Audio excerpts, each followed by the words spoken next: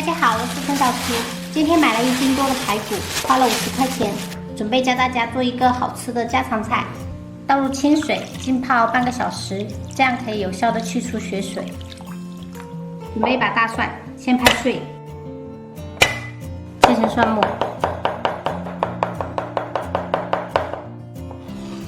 准备1块生姜，切成姜末。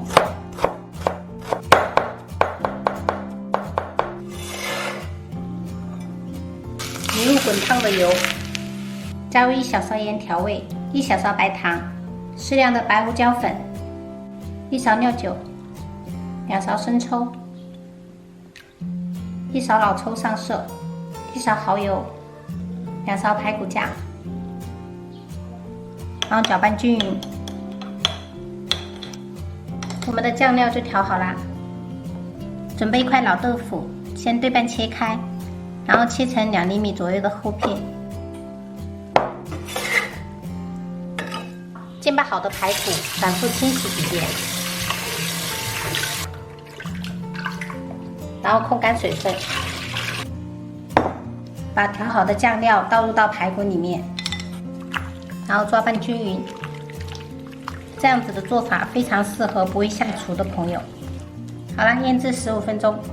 锅中倒少许食用油，下入豆腐，小火慢煎。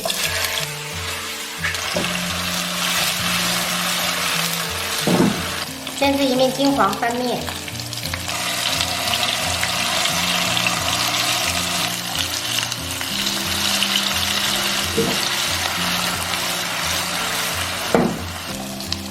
煎至这样，2面金黄就可以捞起来了。把豆腐摆入盘中，摆入腌好的排骨，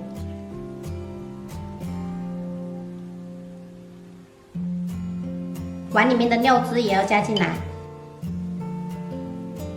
开水上锅，盖上盖子，大火蒸30分钟。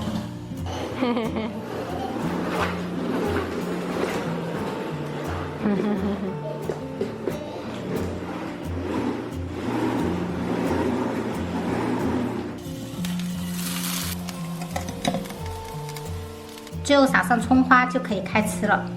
一道非常简单下饭的排骨蒸豆腐就做好啦。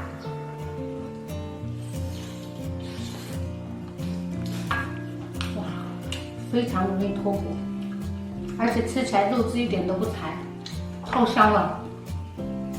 里面的豆腐也吸饱了汤汁，真的超级的入味。咬上一口真的会有爆汁的感觉，非常的入味。这样子的蒸法一点都不比炒的差，真的超级的好吃，而且又少油少糖，这样子家里面的老人小孩都可以多吃。好啦，本期视频我们就分享到这里啦，喜欢我的视频记得关注我，我是胡小厨，下期再见，拜拜。